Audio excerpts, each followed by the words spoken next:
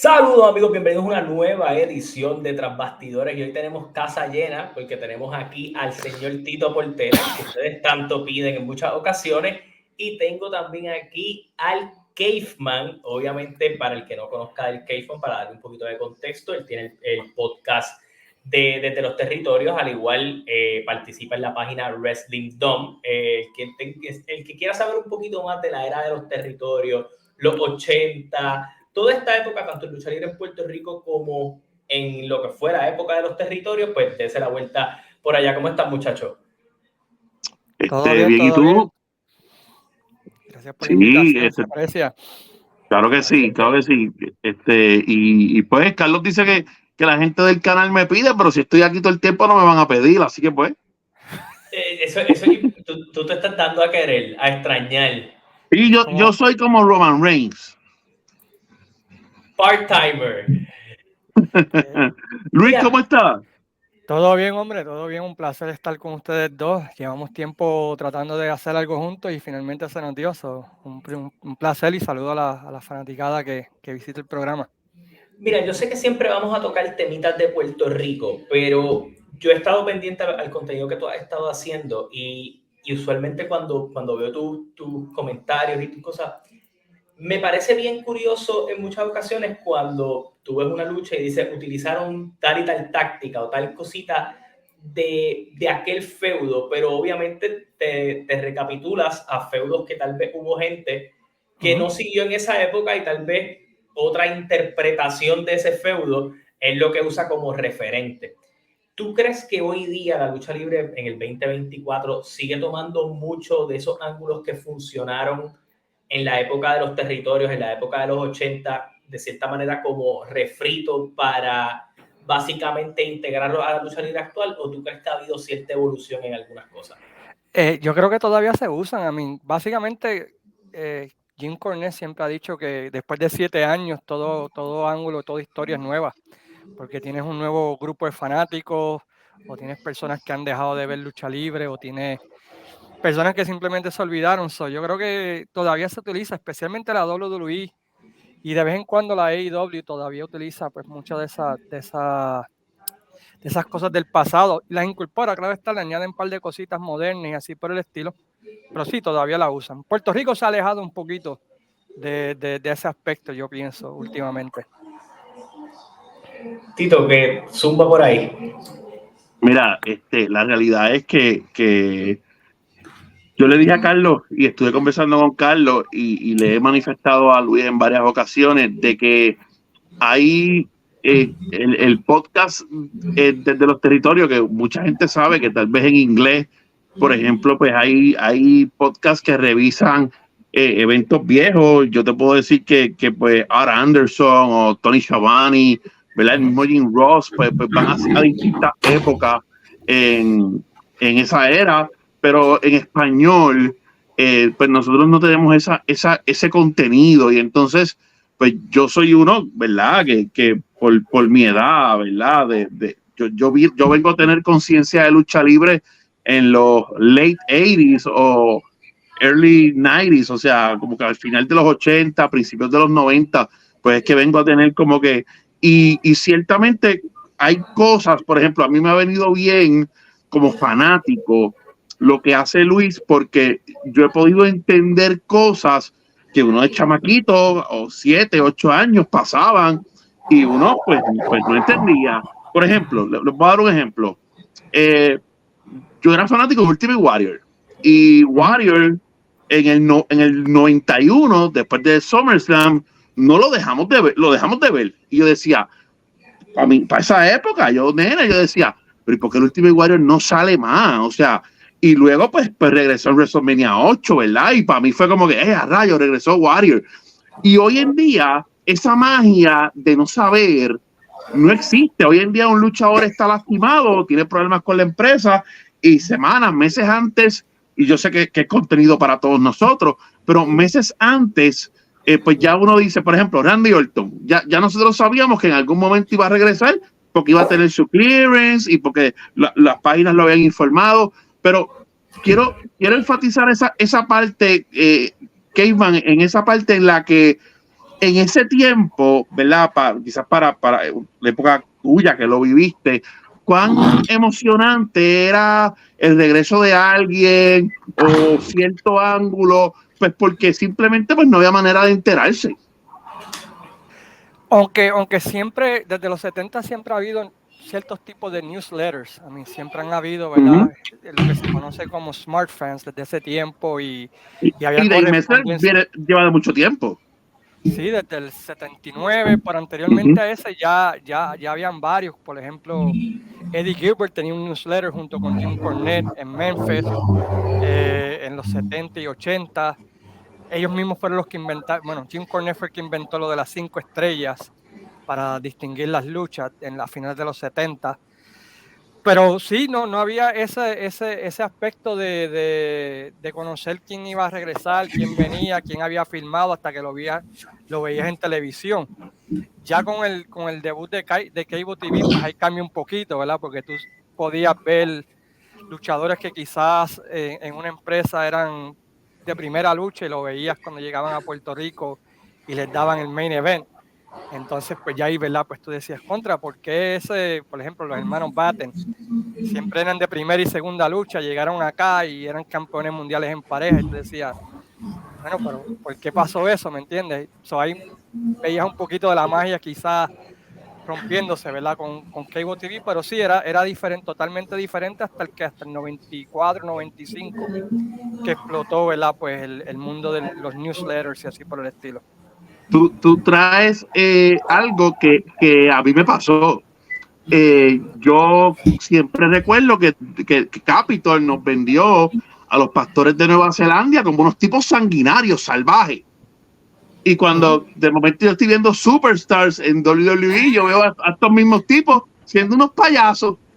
Y ahí fue el choque mío, como que, espérate, pero ¿qué pasó aquí? Si estos tipos eran los que mataban acá a los invaders y le daban una pena a todo el mundo, ¿qué hacen ellos allí? Como que con ¿verdad? Me pasó. Yo creo que nos pasó a todos en alguna época distinta, de alguna manera u otra, porque recuerden que, y yo creo que esto tal vez es para poner un poco más en enfoque a la audiencia que tal vez nos ve de otro lado, que no específicamente es Puerto Rico, pero el territorio de Puerto Rico siempre fue un lugar bona fide para muchos talentos en Estados Unidos. Entonces, muchos de esos talentos en Estados Unidos que venían a Puerto Rico no eran los Ric Flair que en su momento vinieron, eran probablemente talentos de, como menciona Luis, primera, segunda lucha, y acá eran el feudo principal de Carlos Colón, el feudo principal del Invader, y de cierta manera, obviamente, aquí había un buqueo, por utilizar una palabra clave, un buqueo mucho mejor y más sólido para ese talento, ya porque esto era un área más de territorio. Y porque se escogía ese talento para ser el extranjero villano o por algún tipo de movida. Si usted mira, aunque la carrera de Bruiser Brody siempre es bien venerada, en Puerto Rico él hizo una corrida bien sólida, al igual que en Japón. Tal vez cuando tú miras en otros lados, su boom no era el main event, era otro rol en la cartelera, y acá obviamente tenía un rol distinto. Yo creo que el ejemplo más grande que se puede citar es Sadistic Steve Strong. Sadistic Steve Strong era un luchador que en Canadá pues era midcard, en Calgary, en Montreal también era más o menos igual. Llega a Puerto Rico y básicamente carga el territorio de Puerto Rico por un año, en el año 89. Sale de aquí y no vuelve a tener jamás y nunca el mismo éxito que tuvo en Puerto Rico en ese año 89. Yo creo que ese es el mayor ejemplo de un luchador, ¿verdad? Que quizás en otros territorios no funcionaba, pero aquí pues conectó, ¿verdad? Y funcionó de una manera. Es verdad que él cambió su personaje, ¿no? A uno que tenía tendencias satánicas o del lado oscuro y eso cautivó a la gente, pero sí sucedía, igual que en la WWE, el ejemplo que citó Dani, ¿verdad? Daniel, de los pastores, ya para ese tiempo, pues ya las lecciones, los golpes que habían sostenido, pues les benefició, ¿verdad? Ir a la WWE, quizás cambiar su estilo y les extendió un par de años más a su carrera. Tú sabes que hay algo de Sadistic Steve Strong que mucha gente no recuerda y que yo recuerdo y mucha gente que sigue bona fidemente a IWA no recuerda que yo creo que fue una jaula de la muerte en aquel, cuando se vira Chiquistal y hacen el Star Corporation contra los Boricuas, y ellos tenían un integrante sorpresa, y era Steve Strong, y lo anunciaron, y de momento llega a la cancha este tipo todo fuera de forma, ya canoso, ¿verdad? Como, o sea, fuera de forma de sobrepeso bien brutal. Y pues yo creo que nada más de la nostalgia, por lo menos para mí, yo decía en ese momento, a rayos, van a traer a Steve Strong a IWA, y es por eso, es por el impacto que ya había hecho en el 89. Y lo trajeron también en la AWF en el También. 92, 93, y todavía había conectado, pero sí me acuerdo cuando salió en esa jaula de la muerte y todo el mundo como que, ¿quién es ese? ¿No? Y se dieron cuenta, que no era el mismo Steve Strong que no era habían visto Steve en el Strong del 89. 89. Con eso dicho, ¿verdad? Porque yo creo que en este podcast vamos a recapitular un poco de ambos lados de la moneda, tanto Puerto Rico como Estados Unidos, pero recientemente, y te lo pregunto a ti, que tal vez tienes un poquito más de data histórica que yo, recientemente obviamente Sabio Vega cumplió los 40 años de carrera. Tú que obviamente has seguido toda esa época previo a, mucha gente marca como el precedente de que cuando se empieza el público a cansar de Carlos Colón como la figura principal, el público se vuelca hacia TNT en aquel aniversario que, si mi memoria no me falla, es en el 90. Sí. ¿Fue TNT el primer precedente de alguien que en popularidad ya estaba atacando o de alguna manera atentando con el puesto top de Carlos, o había algún precedente previo a decir contra aquel luchador ya estaba ready para tal vez destronar a Carlos y posicionarse? Bueno, a principios de los 80 estaba el Gran Apolo. El Gran Apolo en Puerto Rico era bastante popular, era un tipo good looking, musculoso, totalmente diferente, ¿verdad?, a lo que se veía en aquel entonces, súper popular. Eso fue 82, 83, pero de repente pues se lastimó y nunca volvió a luchar, ¿verdad? Ese era el primer luchador que quizás podían decir, ¿verdad?, que era el futuro, pero nunca se dio. Y después de eso sí, yo diría que fue TNT. TNT yo creo que era un luchador totalmente diferente a lo que estaban acostumbrados en Puerto Rico. Tenía un estilo diferente, lo habíamos visto de rudo, luego de babyface. En el 90 sí, yo creo que todo el mundo estaba listo para ese TNT de campeón universal. Lamentablemente lo masacraron y lo enterraron 7 pies bajo tierra en ese 90, pero... Luis, yo he escuchado episodios tuyos con Luis Gómez, y ustedes debaten mucho sobre Miguelito Pérez, ¿verdad? Y le han dado, ¿verdad? Yo no sé cuál, yo creo que uno de ustedes dos siempre ha estado con TNT y el otro con Miguelito, ¿verdad? Yo era más Miguelito porque era más fan de su ring work, de su trabajo en el ring. Ok. Lo que él podía hacer con su estatura, con su tamaño, pues era impresionante. Luis Gómez siempre ha sido más de TNT, porque TNT podía cortar las promos, te podía luchar de técnico, te podía luchar de rudo, mientras que Miguelito siempre fue ese babyface o ese técnico, tú sabes, vieja Eso te escuela. iba a preguntar, porque quizás don Carlos Colón, ¿verdad? Pues no fue este tipo good looking, ni bien fuerte, ni nada por el estilo, pero, ¿verdad? Funcionaba su gimmick. En el caso de Miguelito, ¿verdad? Que tal vez también no tenía como que el look, ¿verdad? Pues, el tipo lleno, ¿verdad? Bien velludo en todo su cuerpo. Que eso era algo que después él cambió. Sí, que tenía el pecho peludo, no te pongas aquí. Tenía el pecho, la espalda, el cuello. Yo creo que el cerquillo se le unía con los pelos del pecho. Oh, diablo. Pero ¿tú crees que tal vez si le hubieran dicho como que, mira, mano, usa esta ropa, afeítate, vamos a trabajar esto? ¿O tú crees que simplemente, como que para la época, como que Carlos y Jovica simplemente dijeron, mira, es Carlos, olvídate de que los demás sean los demás y vamos para adelante? A Miguel lo que lo mató que fue en la época equivocada, porque si él llega a salir en los 90, principios de los 2000, que las promos quizás no sean tan importantes, quizás hubiese podido ser la cara, pero cuando tú miras las promos de Miguelito en los 80, pues, ¿sabes? Daba pena. Se repetía, era tartamudo, se volvía Un Ochi, yo creo que él mismo admitiría eso. O sea, eso tú lo veías en el ring y decías, mano, este tipo lo tiene todo. Hasta que salía en una promo. Entonces ahí quizás siempre hemos y hay vacilado que visuales de eso. quizás un manejador, quizás alguien que lo ayudara, podría ser, pero el problema de Miguelito fue que en esa época de los 80, bueno, yo creo diría que hasta en Puerto Rico hasta el día de hoy necesita las promos y eso era su punto débil de Miguelito. Luis, específicamente en Puerto Rico, ¿verdad? Que uno sabe que hay años súper incompletos, que no hay mucha cosa en YouTube, que son pocos los coleccionistas, porque tal vez cuando vas a Estados Unidos, pues puedes visitar los newsletters que tú mismo dices, o puedes ver los libros de los luchadores como referencia. ¿Cuán difícil se te ha hecho en el trabajo, ¿verdad? Fuera de lo que es memoria, porque obviamente muchas de esas épocas tú las viviste. Pero, por ejemplo, estuve esperando mucho tiempo el podcast del 94, que fue fue el más reciente. Y veo o sea, veo que tanto tú como tus compañeros del podcast sí han pasado, yo diría que trabajo, sí han podido tener que tomarse el tiempo para poder organizar esos años en Puerto Rico. ¿Cuán difícil ha sido cubrir esa época de Puerto Rico?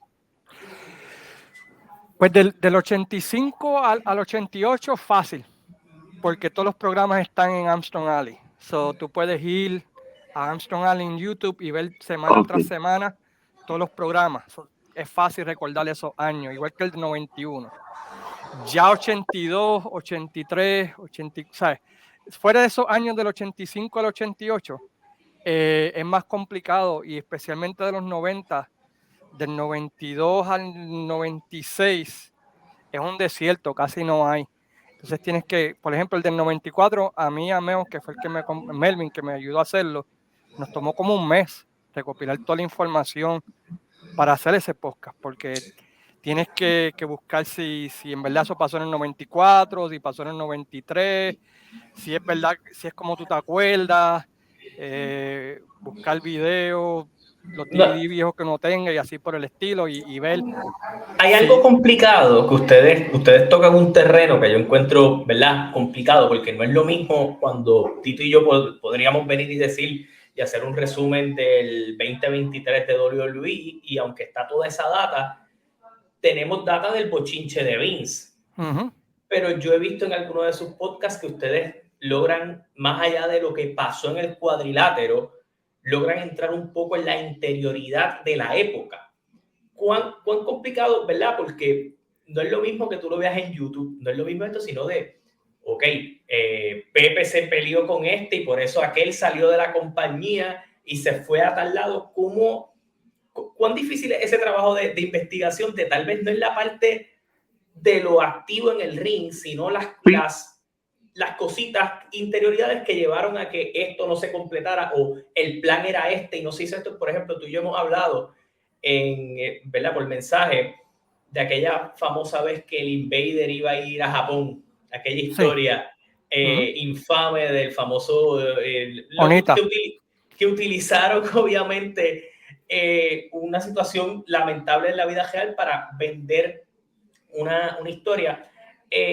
¿Cómo tal vez tú logras recapitular, o cuán complicado se te hace recapitular, buscar los detalles, eso tal vez tratarlo de hacer de la manera más responsable? Pues, por ejemplo, ese caso de Onita con el Invader, donde Onita vino a Puerto Rico a grabar y cuando se fue, sacaron una foto con el Invader, se va el Invader y Onita se corta el mismo, ¿no? Para decir que el Invader lo atacó, para supuestamente llevar al Invader a Japón a luchar contra Onita y Onita cobrar venganza por lo que sucedió con Brody, ¿no? Pues eso, pues, luchadores que estuvieron ahí, le hemos preguntado, mira, nos enteramos, tenemos esta información que salió en tal newsletter, o salió en este libro o en esta entrevista shoot de este luchador. Y hay varios luchadores de Puerto Rico que quizás no en cámara te hablan, pero off the record, si tú le mandas un mensaje o le mandas un messenger y le dices, mira, tengo esta información, cierto o falso. Y a veces te dicen, mira, no fue así, pero fue así. O a veces te dicen, no, eso no fue así, y te explican realmente cuál fue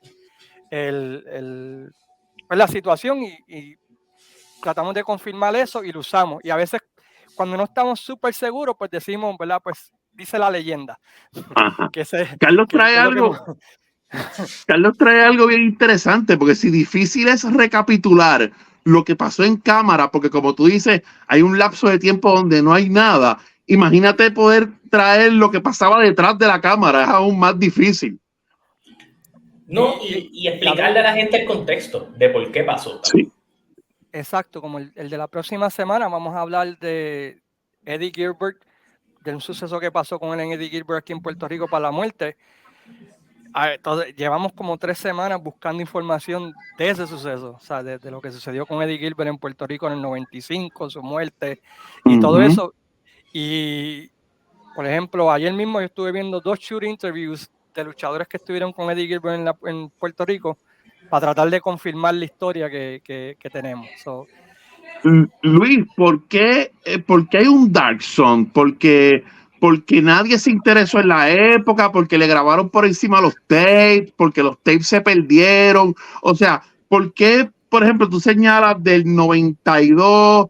Yo sí recuerdo, por ejemplo, ya en el 90, yo tengo recuerdos frescos del 96, que fue el aniversario de retiro versus deportación del Bronco y Carlos.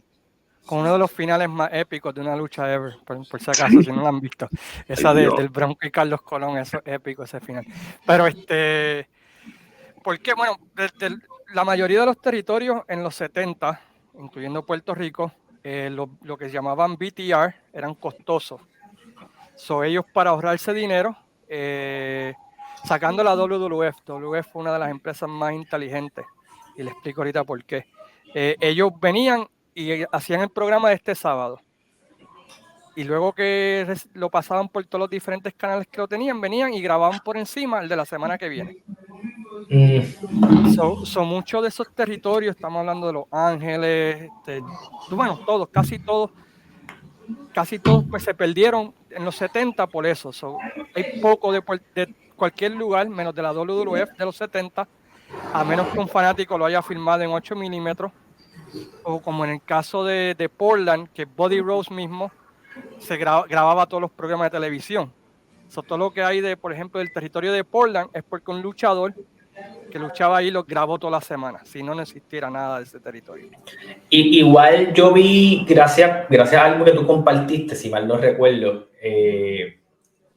cuando Eddie estaba en la era del territorio de él con Conan y con todo ese corillo, si uno entra a YouTube, hay varios programas, pero hay unos huecos en el mismo medio de las historias que tú dices, diablo, estaba bueno el feudo, pero incluso la visibilidad en cómo se ve es malísima.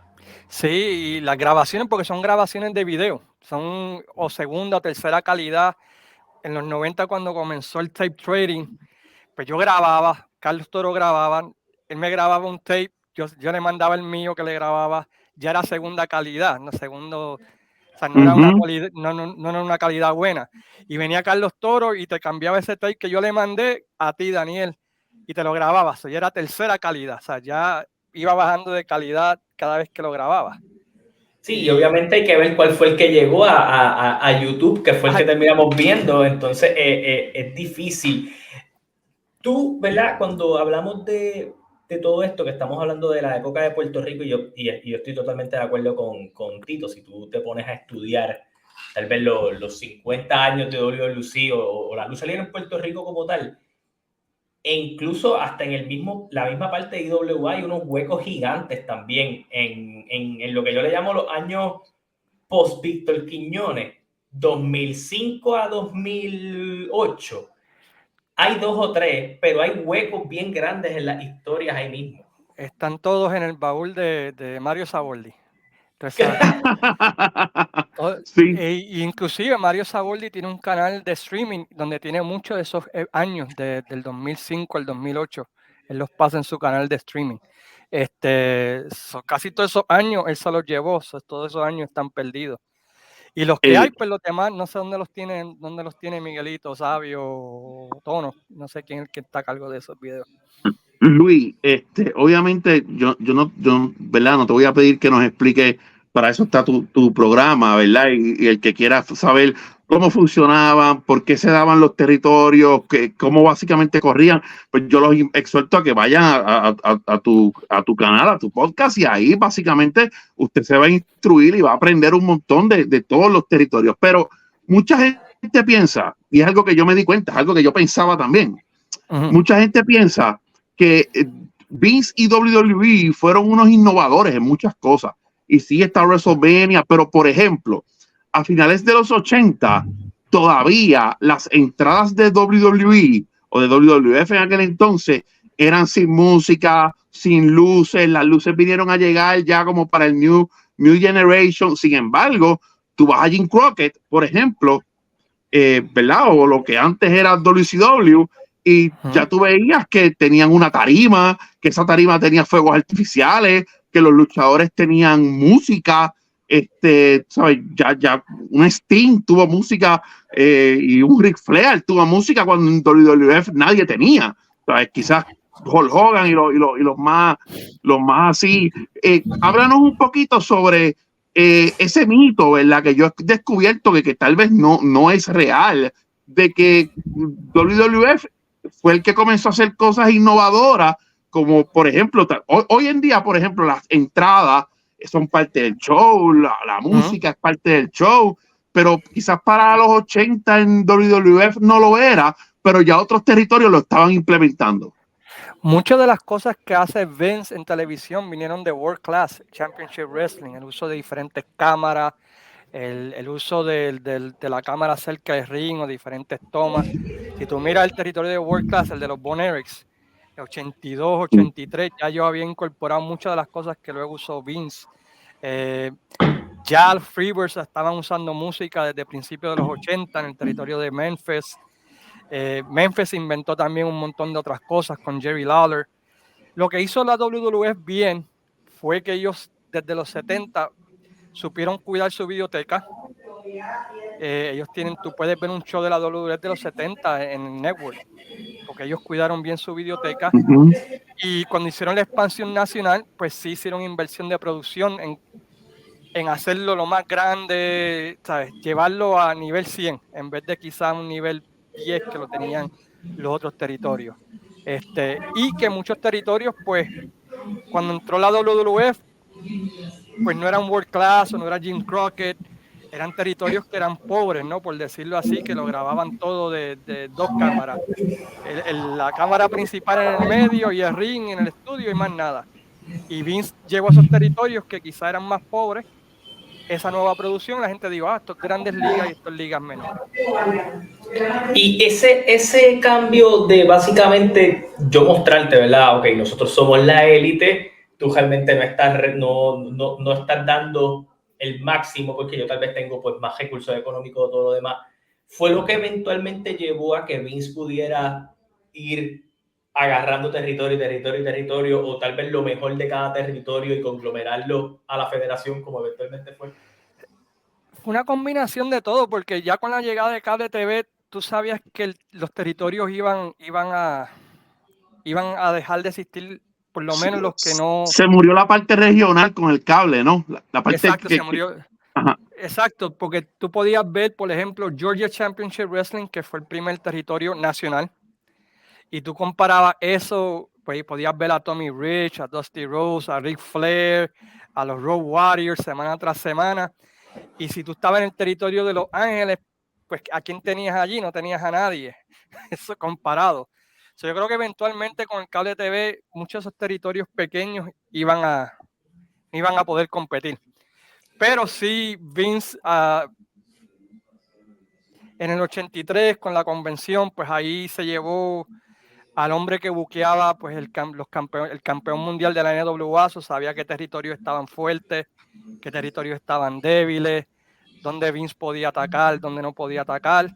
Y si tú miras, él atacó primero las ciudades grandes, atacó Los Ángeles, que el territorio de allí pues estaba moribundo, entró a Los Ángeles, que es el tercer mercado más grande de Estados Unidos, y luego entró a Chicago, que es el segundo mercado más grande. En menos de un año tenía Nueva York, que era el número 1, Chicago, que era el número 2, Los Ángeles, que era el número 3. Y ya no había para competir. Y ya con esos mercados grandes era difícil para los demás. Y con todo y eso hubo territorios donde la WWF nunca pudo entrar.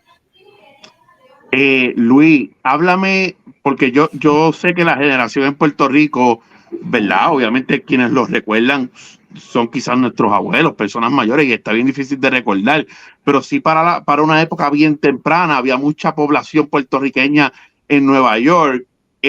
Cuéntanos de Pedro Morales y de don José Miguel Pérez, porque me parece que son luchadores que obviamente por las generaciones no se les da, yo creo que la importancia en Puerto Rico que tuvieron esas dos personas, o el mismo Invader, que sabemos que en los 60 estaba por allá. Por ejemplo, Miguel Pérez y Antonino Roca, que era la pareja número 1 de Nueva York, ellos básicamente trajeron la lucha libre de nuevo a Nueva York. En los 30 hubo un suceso donde en una lucha por el campeonato mundial le hicieron un shoot a alguien o se fueron derecho con alguien y la prensa se dio cuenta y la lucha libre no pudo volver al Madison Square Garden por más de 20 y pico de años. Wow. Hasta que apareció la figura pues, de Miguel Pérez y Antonino Roca, que era la pareja número 1. Y era tanta su popularidad que finalmente tuvieron que darles el chance de volver a Madison Square Garden. Y todos sabemos, ¿verdad? Pues ese increíble run de Antonino Roca y Miguel Pérez, donde tuvieron un montón de soldados batallando con los Graham y básicamente volvieron a traer la lucha libre a Nueva York, porque la Capitol Wrestling, que era la compañía de WWF, estaba basada en Washington, D.C., porque no podían entrar a Nueva York. Y no fue hasta que vino Roca y Pérez que finalmente pudieron entrar. Y Morales, pues qué se puede decir de un hombre que 21 de sus 23 defensas titulares fueron llenos totales en Madison Square Garden, ¿sabes?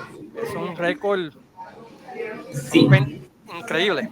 Sí, yo creo que Tito dijo un punto que me parece bien clave, y es que a medida de que van a pasar los años, de que van a pasar las generaciones, muchos de estos luchadores que tal vez por WWE o WWF quedan pasados atrás en la historia porque, como dicen, los récords son para romperse, hay figuras nuevas que tienes que establecer, esos récords quedan un poco más atrás, y cada vez que quedan más atrás la gente habla menos, y mientras la gente hable menos se recuerda.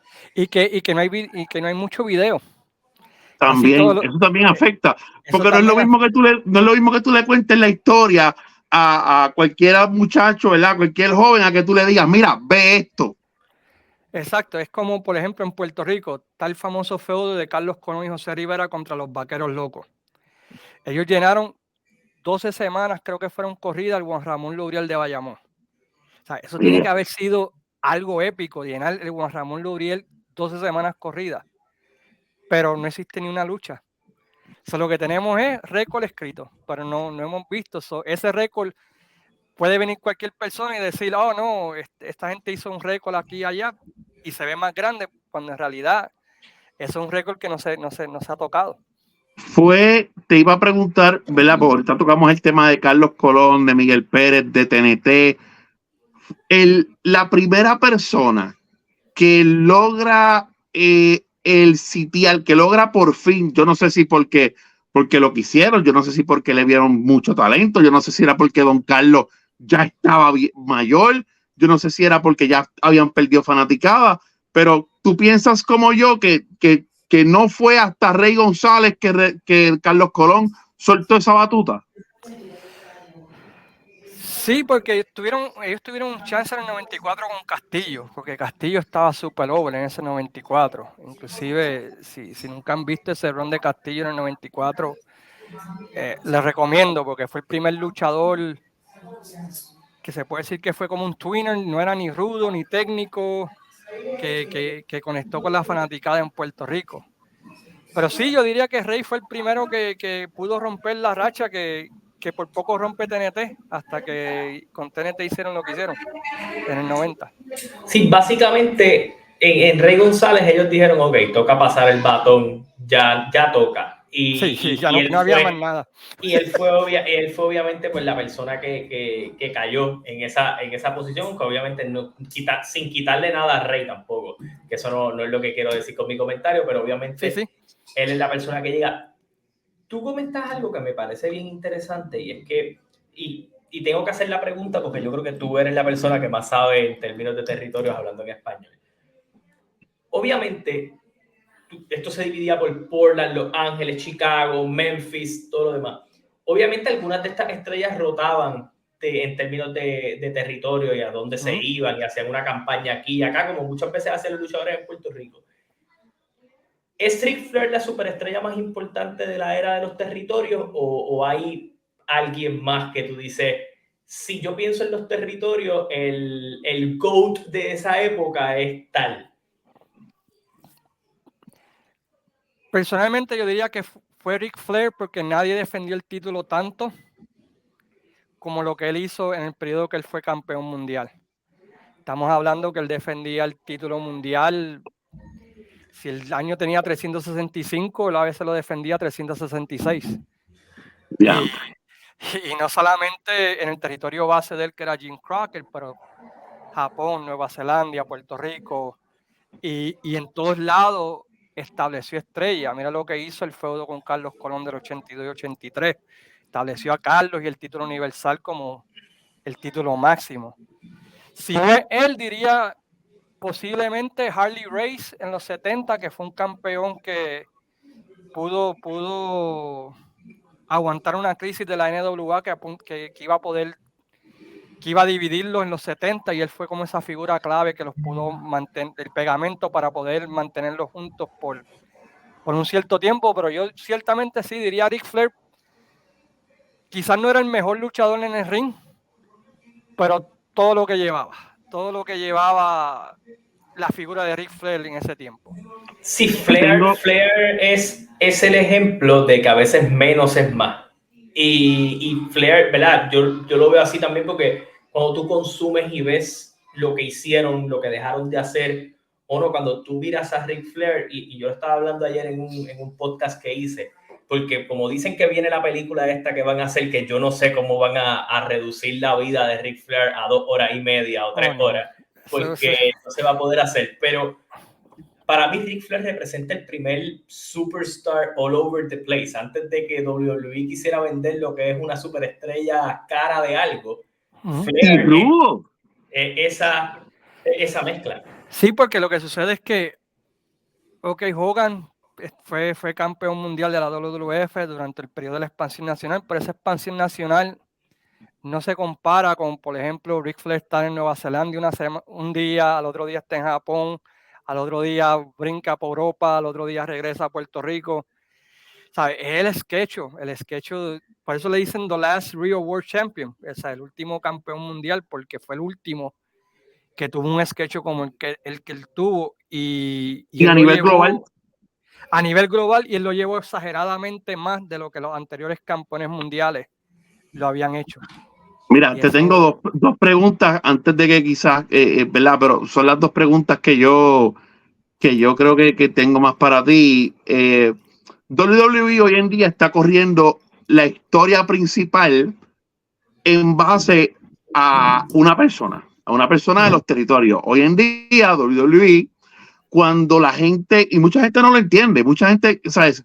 Cuando Cody Rhodes dice terminar su historia, es algo que trasciende décadas. O sea, no es simplemente que Cody Rhodes quiere terminar su historia porque él volvió a WWE, hecho una mega estrella, y entonces ahora quiere el reinado de Roman Reigns y quiere el título, sino que hay un trasfondo de su padre, que básicamente fue un luchador que quizás nunca fue el fit de un gran superstar, que era una gran mente del negocio, que muchas cosas hoy sabemos que él se las inventó, que él las buqueaba, pero nunca le dieron ese estelarismo. Le dijeron, mira, Dusty, aquí está este título, es tuyo, y tú básicamente vas a hacer la cara. Inclusive se habla de verdad, yo recuerdo que cuando llega a WWE, Vince, por todo lo que había hecho Dusty en otros lados, lo que hace es que le da la camisilla esa negra con puntitos amarillos. Pero cuando o sea, hoy en día estamos viviendo el más ejemplar de las situaciones cuando ellos están invocando a terminar una historia, pero que esa historia tiene un trasfondo de lo grande que fue su papá. Sí, porque aunque su papá fue campeón mundial de la NWA en 3 ocasiones, siempre fue un campeón de transición. O sea, si tú miras los 3 reinados como campeón mundial que tuvo, si los añades los 3, creo que duran un mes. Los 3 reinados que tuvo. Y cuando compitió en la WWF en los 70 contra Superstar Billy Graham, que es donde él comienza la historia con Cody Rhodes, ¿no? Su papá reta a Superstar Billy Graham, tienen una serie de luchas que fueron increíbles y no gana el campeonato mundial de la World Wrestling Federation en aquel tiempo. Pues siempre se quedó ese interrogante si Dusty hubiese podido triunfar en la WWF como campeón mundial, y yo creo que ese es el trasfondo de la historia que sucedió. Porque en la NWA pues siempre fue campeón de transición, siempre fue una atracción especial, nunca fue the main guy. Y eso obviamente es parte de la data que utilizan ahora, pero yo voy a ir, ¿verdad? Ya que estamos trayéndolo un poquito a la actualidad, yo quiero ir al otro protagonista de probablemente el evento estelar de WrestleMania, y es que yo he visto mucha conversación por ahí y el lunes yo saco un video que voy a hablar un poco sobre eso, pero determinar un GOAT en esto que nosotros cubrimos es bien complicado. Casi imposible. Es casi imposible porque hay diferentes factores. Cuando tú analizas lo que están ellos haciendo ahora en términos de dinero, ¿verdad? En términos de lo que están haciendo en dinero, en popularidad, que yo siento que hacía mucho tiempo que el negocio no estaba en este tipo de grado de popularidad en términos de conversación. Sí. Mirando aquí y adelantándonos nosotros, Roman Reigns tiene espacio en esa camita de los top guys de cada era, supongo yo, ¿verdad? Porque tú puedes ser top guy, pero yo creo que para ser top guy en una era tienes que romper unos ciertos requisitos especiales, porque Dusty fue top, pero tiene unos factores que no lo ponen ahí. Shawn, Bret, todo ese corillo hicieron cosas grandes en el cuadrilátero, y el mismo Taker, pero en términos monetarios no fueron esta big attraction. Pero estamos hablando de top de la WWE o top de todo, de la lucha. Vamos a mirar, yo lo quiero generalizar, porque realmente si miramos a WWE, yo sé que casi todo el mundo va a hablar de que los GOATs están allí. O sea, en términos de conversación, aunque obviamente están los Terry Funk, están los Ric Flair, está toda esta data histórica, porque la gente cree que la lucha libre existe del 80 para acá y olvida el inicio. ¿Tú crees que él tiene un espacio por allí o realmente tú crees que es bien complicado, tal vez al finalizar, que él pueda entrar? Es que, ¿cuánto tiempo lleva Reigns? ¿4 años? ¿4 o 5 años en el tope? Ellos intentaron, con el personaje actual lleva 4. 4. Empujándolo llevan 10. Empujándolo llevan 10, pero efectiva. Y 6 no fueron buenos. Y 6 no fueron buenos, pero ahí entonces entra la disyuntiva de venir y decir, Stone Steve fue tremendo en el cuadrilátero, pero no es hasta Stone Cold del 97 al 2002, que son 5 años también, sí, para catapultarlo a una posición que yo le llamo la estratosfera. Porque The Rock también duró bien poco. Sí, The Rock fue un año y medio, básicamente, como el top guy. Pero porque siempre estaba Austin. El problema de Austin fue el que llevó a Vince de millonario a billonario.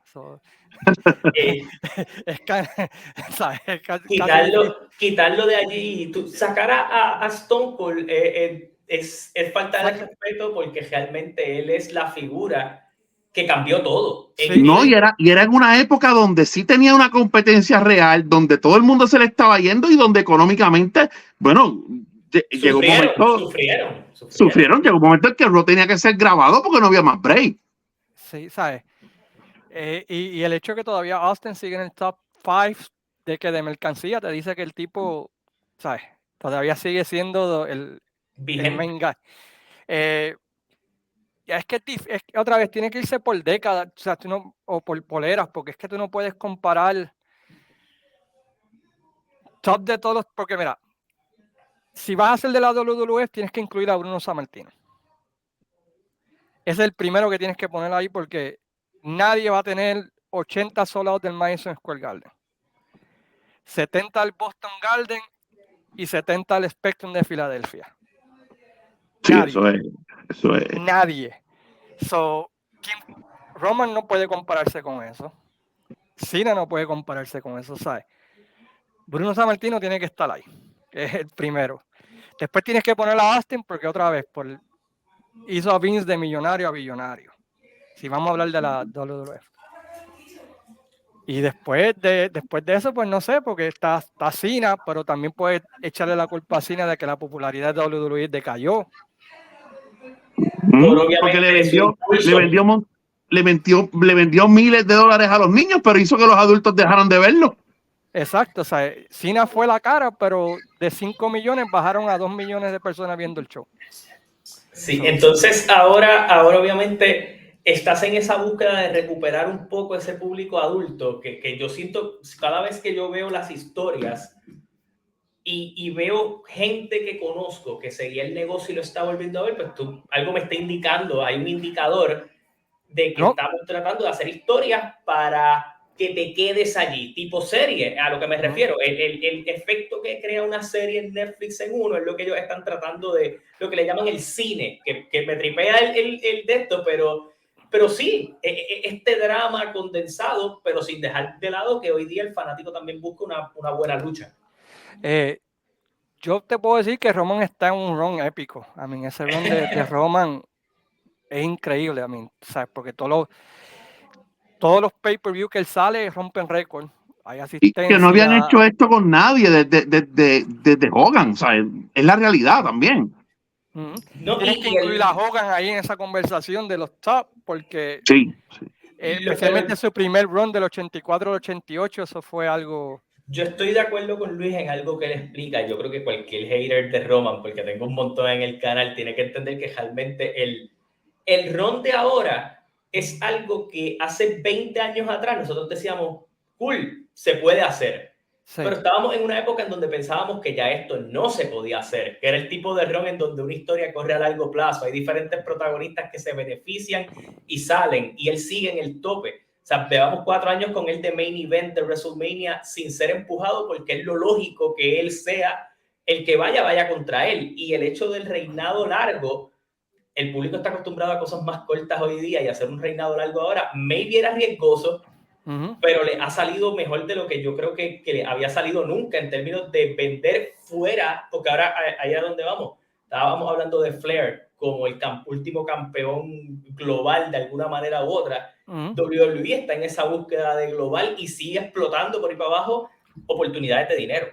Y yo creo que el hecho, y yo sé que mucha gente odia eso, y lo sé porque un par de los compañeros de Wrestling Dome me dicen, pero es que no lucha semanalmente. Pero el hecho de que no salga siempre, yo creo que lo ha hecho más especial.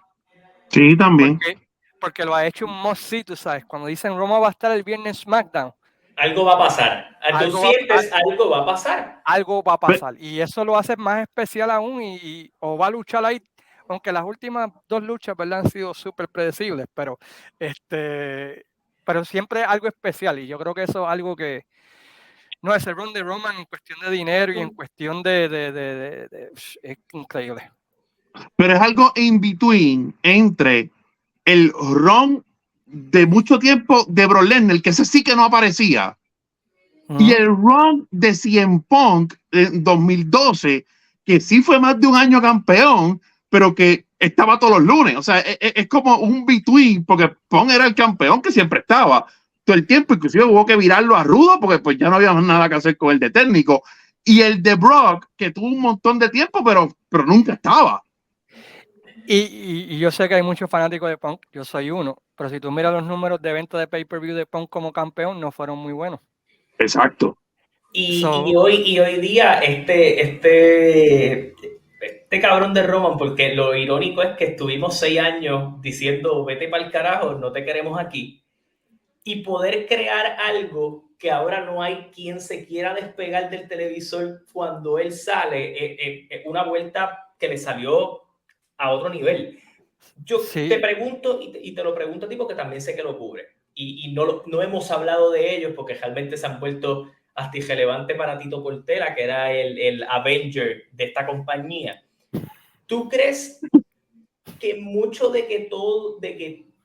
todos los ojos están puestos en WWE tiene algún tipo de repercusión en lo que estamos viendo en AEW ahora mismo, que es que realmente no, fuera de su gente de nicho a nadie le importa? Es que todo siempre redonda en las historias. Y si tú no tienes o un babyface que a la gente le importe, o un rudo que a la gente le importe, dime tú qué rudo tiene AEW ahora mismo que a la gente le importe. No, sin MJF como rudo y como técnico lesionado, a nadie le importa. Swerve es algo como de momento, pero tienes que aprovecharlo porque ellos son expertos dejando ir el momentum de los luchadores. Y si miras a Swerve, y esto quizás puedes compararlo, los segmentos que sale él pierde audiencia. Sí, Y ahí, sí, es verdad. Y ahí tú te das cuenta que realmente lo que pompea en el público tal vez no es lo que mantiene al televidente viéndolo. Sí. Y te deja saber también la falta de experiencia de lo que hace Tony Khan. Sí, es que el problema grande empieza y termina con la misma persona, Tony Khan. Porque, por ejemplo, hace un año o año y medio atrás tenían a Wardlow super over. Tenían un Goldberg ahí, básicamente. Y en ratings y en el recinto, él estaba ahí. Y fue solo, sin buquearlo. ¿Y qué hicieron? Lo sacaron de televisión por 5 semanas. Y lo mataste. Nunca volvió a ser el mismo. Tenías a The Acclaim otra vez, popular, todo el mundo repitiendo que si Scissor Me, que si lo otro. ¿Qué hicieron? Lo sacaron de televisión. Y no sé, como que se calienta a alguien y lo sacan, no sé. Incluso pasó con este muchacho, ahí, con Malakai Black, que cuando empezó en el feudo con Cody, todo el mundo estaba como, anda, para el carajo, me gusta que haya algo oscuro en este programa. Ok, se acabó el feudo con Cody, sácalo por un mes. Y creo que no ha tenido luchas de sencillo. Hace tiempo. Pero pero miren lo que está pasando. Ahora mismo Sting va camino a su última lucha y ponen a Darby Allin y en vez de vendernos esto o sea, es como que Sting va alguien, y Carlos lo sabe, yo soy un gran fanático de Sting y creo que está bien underrated, o sea, creo que está ultra mega infravalorado, pero lo que hace Darby Allin es que se pone a hablar de que los Young Bucks son unos estúpidos.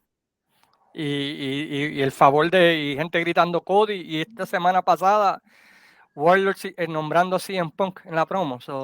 Básicamente, tú estás admitiendo que 2 piezas que se te fueron, que les está yendo cabrón en el otro lado, las tienes que usar para tu recibir hit. Sí. Y Mira, ese es el problema de AEW, que no está ni frío porque no es un producto refrescante, ni está caliente de tener historias buenas. Es como que está ahí, pues, otro show más de lucha libre. No sé.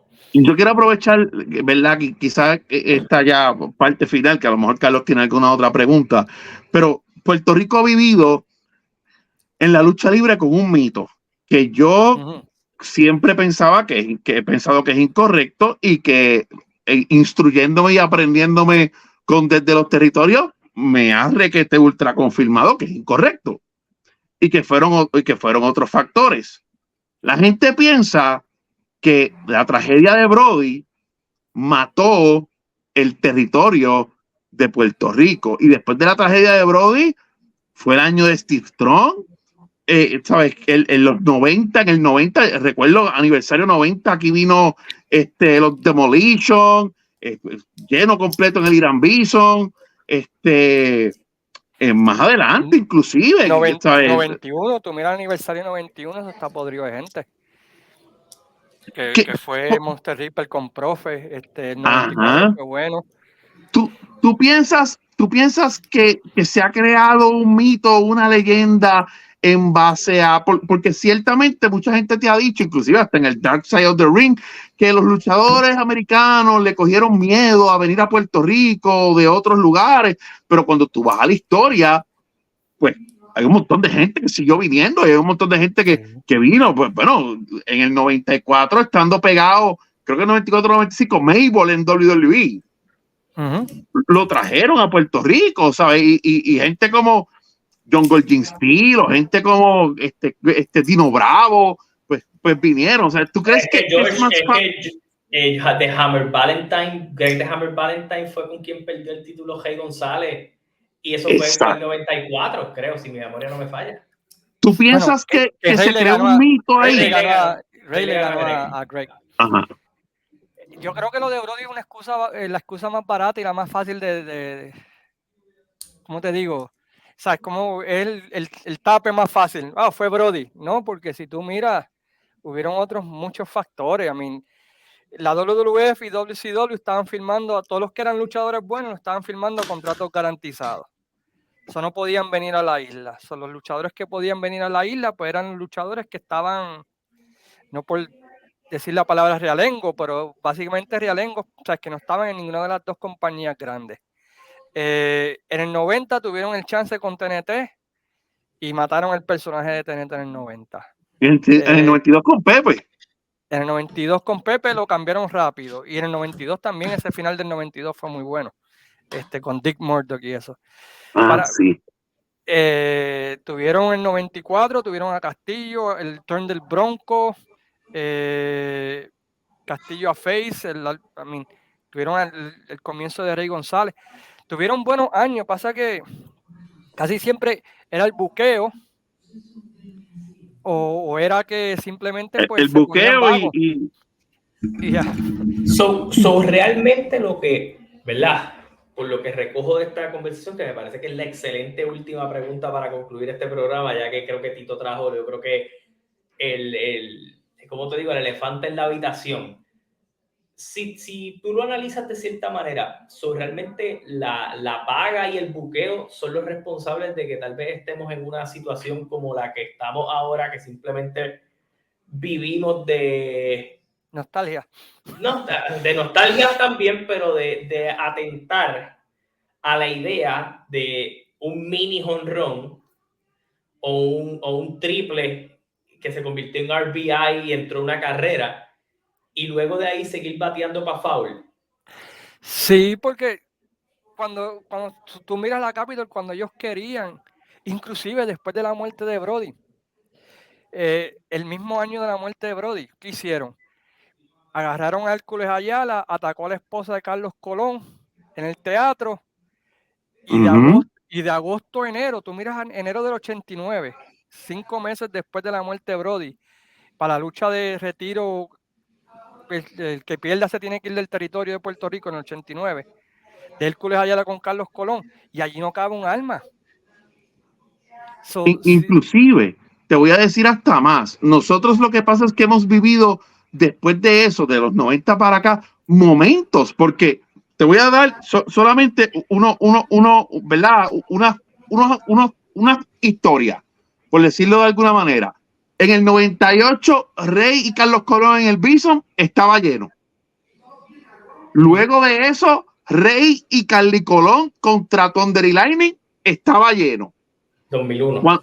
Cuando van más allá, Eddie, cuando Eddie surge como estelarista, que hacen esta historia de que Carly está en OVW de rudo, estaba lleno. Van más adelante y Rey González regresa, ¿verdad? El ángulo del cóndor después de todo lo que pasó, y estaba lleno. Traen a Tito Trinidad en el Rey contra la Pesadilla y está, ¿sabes? Yo siento, y no sé si están de acuerdo conmigo, pero lo que ha habido durante los últimos 25, 30 años es inconsistencia. Sí, inconsistencia en el booking, porque cuando quieren lo hacen. En el 94, ¿qué hicieron? Viraron a Bronco, ¿qué pasó? Sí. Se convirtió en uno de los mejores rudos de la historia. En el 92, cuando estaban apretados, que se les fue hasta el conserje, ¿qué hicieron? Viraron al Invader, ¿y qué pasó?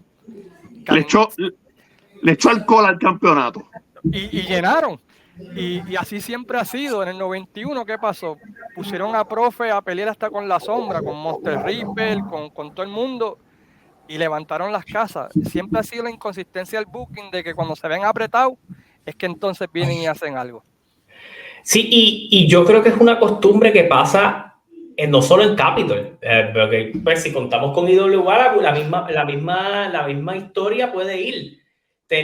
Hay que recurrir entre la nostalgia y entre el famoso Mano, porque entonces ahí es que tú dices que más allá de inconsistencia y de esto, también vagancia creativa. Sí, Claro, porque Carlos, tú me dejas decir algo que yo me tengo que sacar del sistema porque nunca lo he dicho y lo tengo que decir y lo tengo que decir en tu contenido. Dilo. Y WA celebró los 25 años sin correr entre el 2011 y el 2019. Pues, mano, 20, Digo, acuérdate que son los 25 25 años de años la de idea. fundación, pero ellos no han estado 25 años esa es constante. Eso era más bonito celebrar 25 que 17. Sí. se oía más bonito, pero sí, yo también me hice la misma pregunta, Daniel, cuando lo escuché, digo, pero anyway. Pero y ahora mismo la IWA, ¿qué es lo que tiene? Nostalgia y luchas extremas. Más nada. Es lo que te vende, nostalgia y luchas extremas, porque historia. Y la lucha de poder, y la lucha de poder. Y la lucha de poder que llevamos 20 y pico de años. Y WWC se va a virar y va a traicionar a y este se va a hacer técnico y volvemos al ciclo otra vez. Sí, oye, básicamente. No puedo dejar ir a Cayman sin preguntarle algo, porque Cayman, ustedes han estado cubriendo. ¿De dónde nace la idea de comenzar a cubrir los eventos grandes de WWC y de ustedes también haber dado su opinión cuando explotó después de aniversario ¿cómo se llama? La polarización de Intelecto 5 Estrellas? La bomba de Oppenheimer que creó que Intelecto 5 Estrellas se volviera... Es increíble que los poscateros fueron los que pegaron a Intelecto.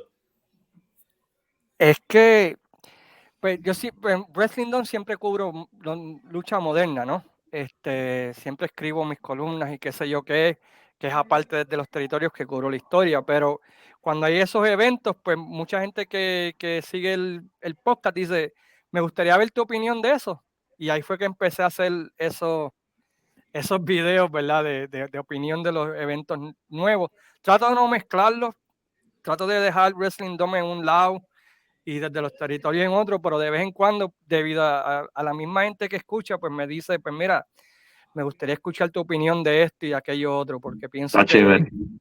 ¿Todavía piensas que Intelecto es el peor campeón universal que ha habido o no? Sí.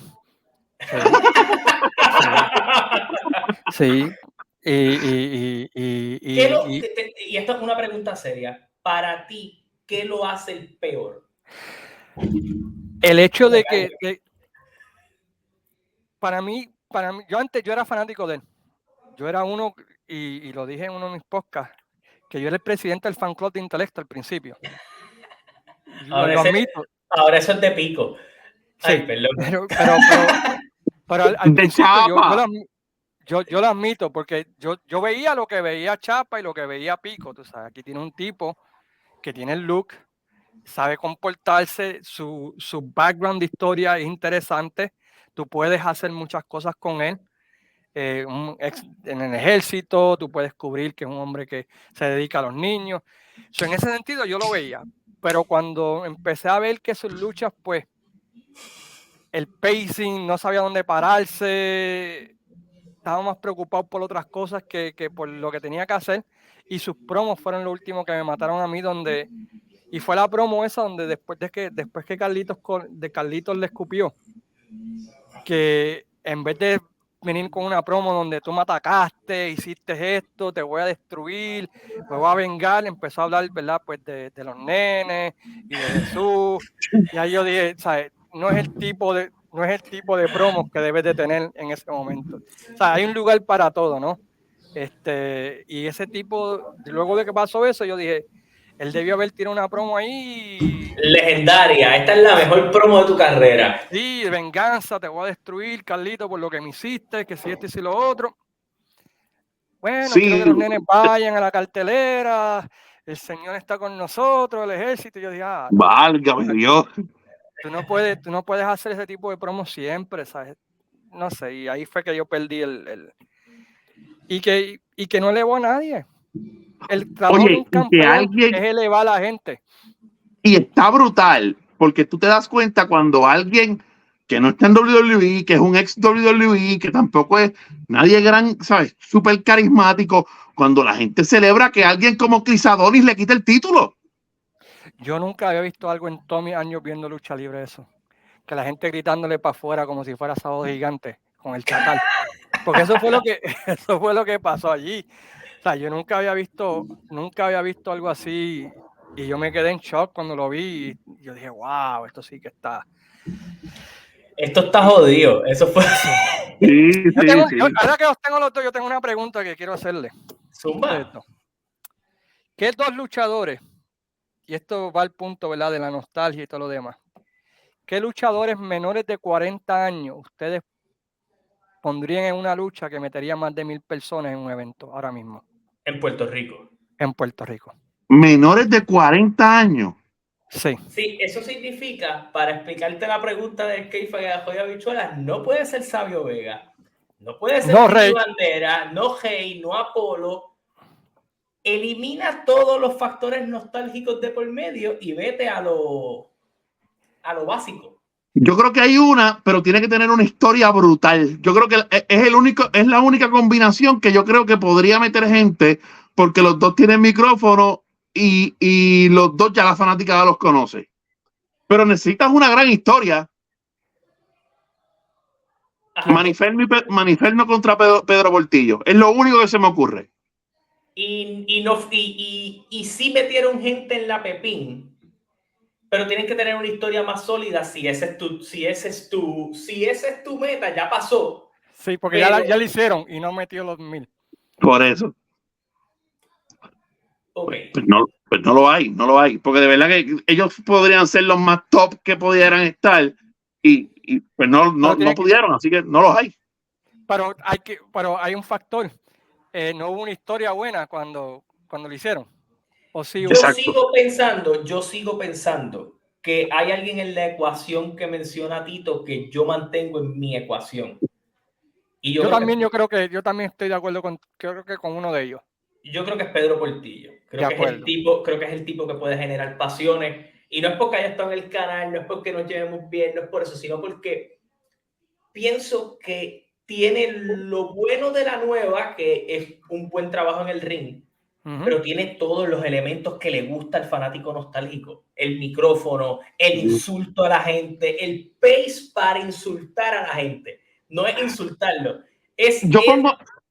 Yo creo que fíjate, yo puse a Manny porque creo que tiene que de los talentos, creo que es como que el más pasión que le veo. O sea, cuando él quiere, cuando él te quiere vender algo, creo que tiene fuego. Por eso quizás puse a Manny. Manny a mí me recuerda a mi opinión de siempre ante mi luchador favorito de Puerto Rico, que es Rey González. Cuando él quiere, él es el mejor. No hay duda en eso. Si no está pompeado, es genérico. Y eso es un problema. Mi lucha, el problema es que la lucha que yo pienso que puede meter las 1,000 personas involucra a uno de los 40. Mi respuesta es que yo no creo. Creo que Pedro Portillo es el elemento, pero le falta un compañero de baile. ¿Quién es la que tú pensabas? Tírala por tirarla. Yo creo que Pedro Portillo y Rey González con una buena historia y un buen micrófono y bien pompeada es una lucha que puede meter gente. Oh, sí, yo también estoy de acuerdo contigo. O sea, ellos no están en la misma compañía, pero pienso que por lo que pueden contar, lo pueden hacer. Incluso en un momento podría haber llegado a pensar que Sabio y Pedro lo podían hacer, pero siento que la historia fue buena, pero pudo haber sido más. Mientras, si lo hubieras drag out más, si hubieras seguido vendiendo que Pedro quería retirarlo, si le hubieras metido ese tipo de estipulación y le hubieras metido ese drama, lo hubieras logrado hacer. Ellos tuvieron el chance cuando Sabio le tiró fuego a Manny, lo dejaron, a Portillo lo dejaron caer. Ese era mi evento estelar del 25 aniversario. Yo no quiero quitarle mérito a Chiqui, pero ahora les pregunto yo a ustedes dos. Si el invento de Gallo de Producer hubiera sido con Pepe, hubiera sido con José Huerta González, se acabó. ¿Hubiese vendido más que con Chiqui? Claro. La lucha hubiese sido mejor porque el Invader hubiese delineado la lucha de una mejor manera. Sí. La hubiese vendido más. Yo creo que en términos de satisfacción al cliente hubiera sido una mejor situación. Lo que pasa es que yo pienso que Y Pepe le hubiera dicho a Gallo, si vamos a luchar tienes que hacer esto y esto y esto otro. O Si lo no, te voy a hubiesen, dar 4 machetazos de verdad.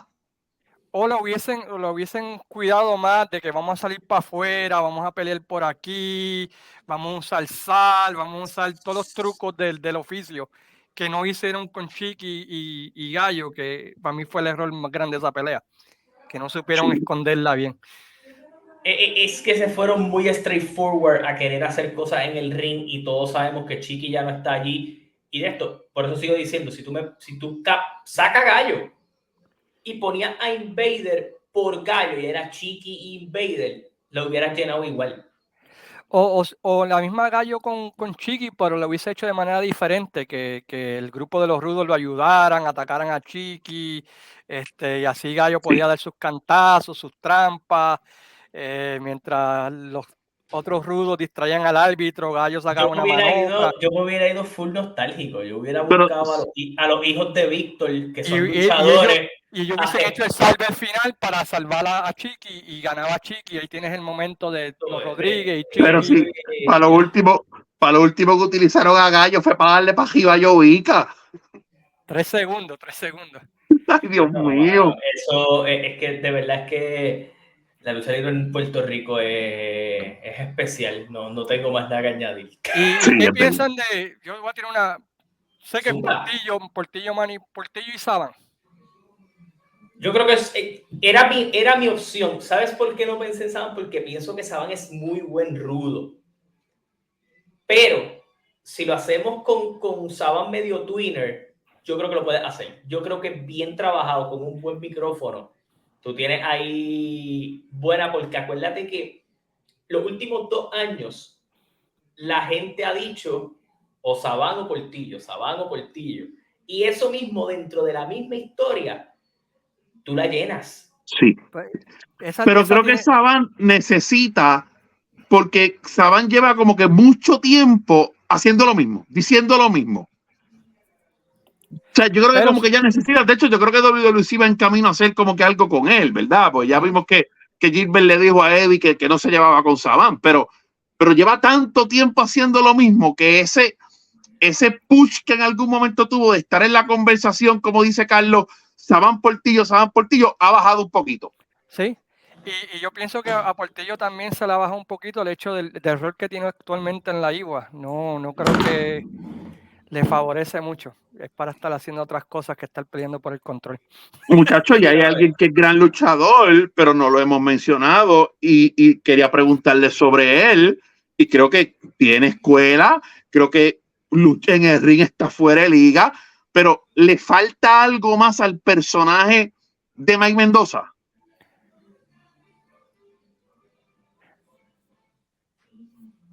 A mí Mike Mendoza me gusta. A mí los últimos 2 años, desde que empezó en la Law, me gustó el cambio que hizo y cómo está luchando y sus promos han mejorado mucho. Pero yo pienso que el problema de Mendoza ahora mismo es que ya lo hemos visto tanto. Que es el mismo problema de Star Roger, el mismo, ¿sabes? Como que siempre han estado ahí y ¿cómo es que dicen? El problema es que ya nosotros los vemos como safe options. Son gente que está allí mano, esto muchas veces pasa. Hay gente que tú tomas en inglés le dicen granted. Por sentado, lo das por sentado. Lo das por sentado que están allí y yo siento Como chicano.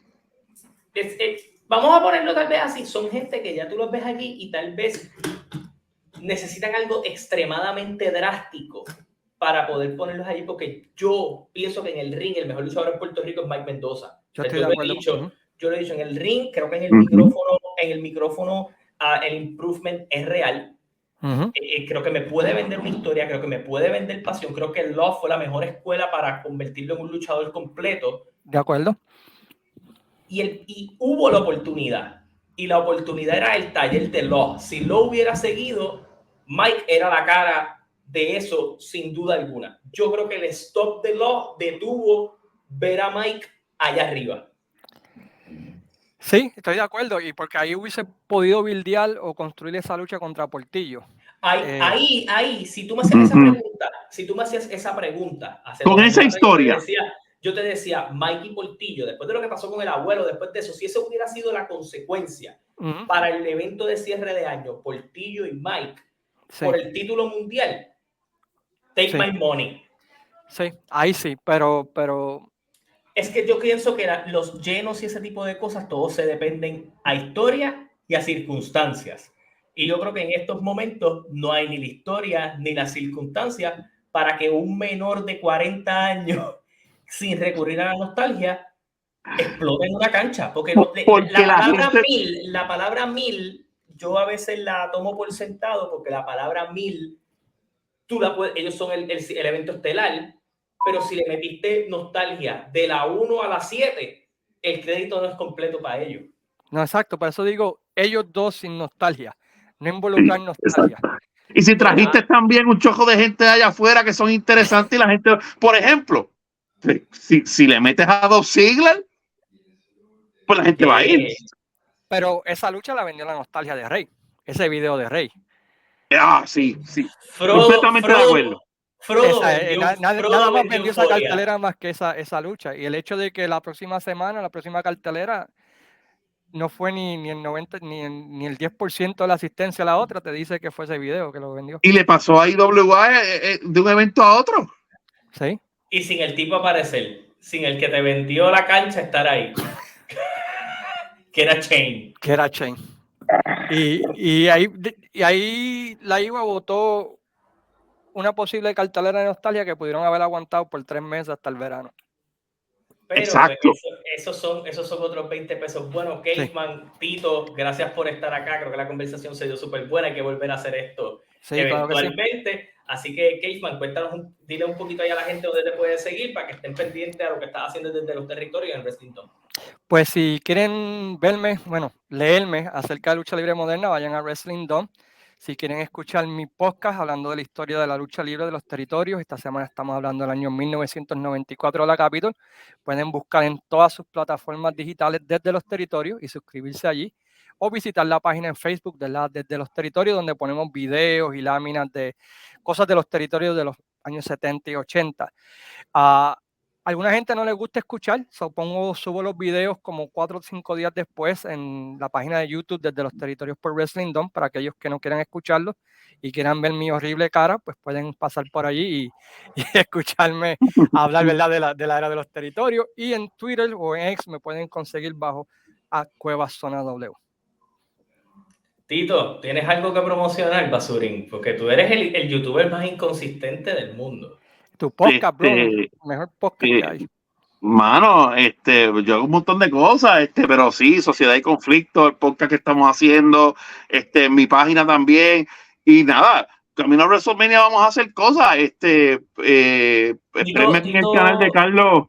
Tito va a estar más presente, gente, eso ya está coordinado, ya le dimos parte de la monetización de este canal a Tito para que pudiera estar aquí. Así que nada, gracias, gente. No, pero no te pedí el 50% para que la gente para que no te tires la de Molusco.